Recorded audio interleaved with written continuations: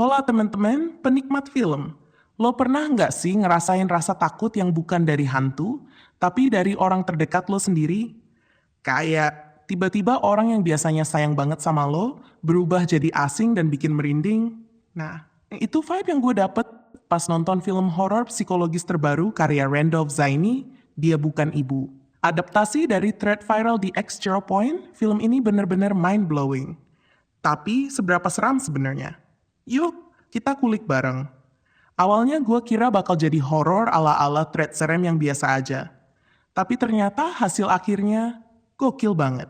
Ini bukan sekadar film horor, tapi pengalaman psikologis yang bikin lo gelisah bahkan setelah lampu bioskop nyala. Cerita film ini ngikutin Vira dan Dino, dua kakak beradik yang ngerasa ibu mereka berubah drastis setelah cerai dari ayahnya. Dari yang dulu hangat, penyayang, jadi dingin, menyeramkan, bahkan bikin anak-anaknya takut ada sesuatu yang ngendap di balik perubahan itu. Kalau biasanya horor Indo ngandelin penampakan atau hantu, Dia Bukan Ibu lebih fokus ke teror psikologis. Film mulai ngegali sesuatu yang jauh lebih dalam dari sekadar horor hantu-hantuan, trauma, luka batin, dan krisis identitas dalam keluarga. Kayak, lo tau kan rasa nggak nyaman yang bikin perut mules, tapi lo nggak bisa bilang itu apa. Nah, film ini main di ranah itu. Gue kasih jempol dulu ke Randolph Zaini. Arahan dia di film ini bener-bener rapi. Gaya visualnya khas, sinematografinya cakep, pencahayaan low-key bikin tiap frame berasa sempit, dingin, dan mencekik. Lo kayak diajak masuk ke dalam rumah itu, ikut kepung bareng Vira dan Dino. Sampai detail properti kecil, semua punya tujuan. Bahkan dalam adegan yang kelihatan tenang, lo tetap ngerasa ada sesuatu yang salah, ada ancaman yang ngintai. Itu sih definisi horor yang ngena ke otak, bukan cuma ke mata. Yang gue suka, setiap frame tuh punya tujuan. Gerak aktornya nggak asal, pencahayaannya ngarahin fokus kita dan keheningan justru lebih serem daripada jump scare. Jadi jangan kaget kalau selama nonton, lo lebih sering nahan napas daripada teriak. Film ini punya beberapa jump scare, iya, tapi bukan jump scare murahan. Lebih ke ketakutan yang nyisa. Bahkan di adegan tenang, lo masih ngerasa ada yang ngawasin.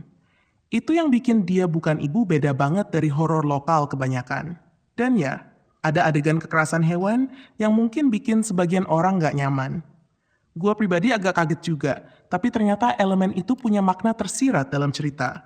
Jadi bukan asal shock value. Acting?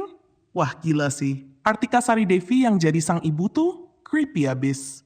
Aura ibunya bikin gue mikir, ini ibu sayang anak atau mau nelen anaknya sekalian?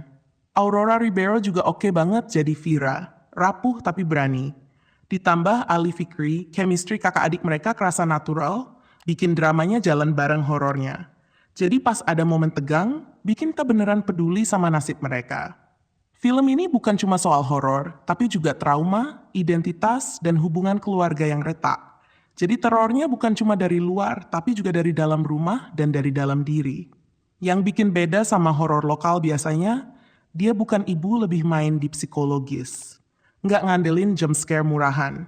Ada sih beberapa, tapi presisi banget.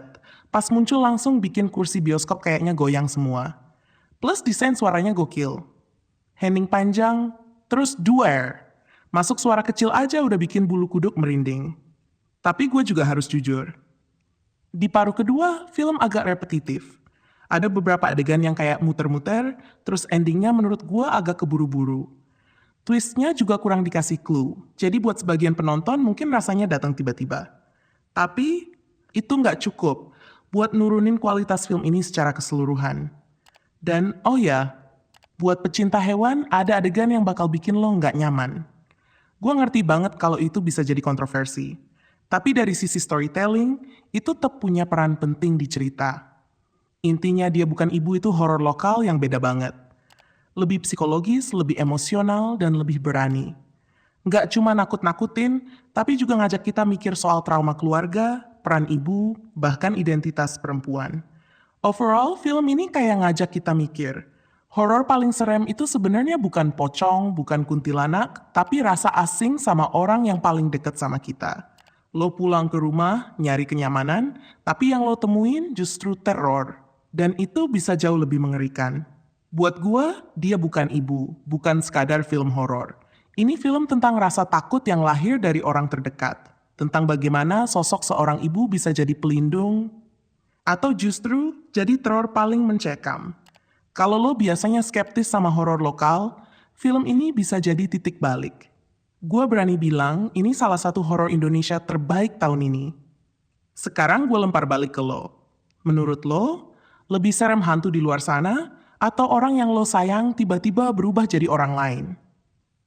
Tulis pendapat lo di kolom komentar, dan jangan lupa like and subscribe, biar kita bisa terus ngobrolin film-film yang mind-blowing kayak gini. Sampai ketemu di review berikutnya. Oke, itu dulu review kali ini. Jangan lupa like, share, dan subscribe, biar kita bisa terus ngobrolin film-film gokil lainnya. Sampai ketemu di review berikutnya. Bye-bye! Dope. Dope.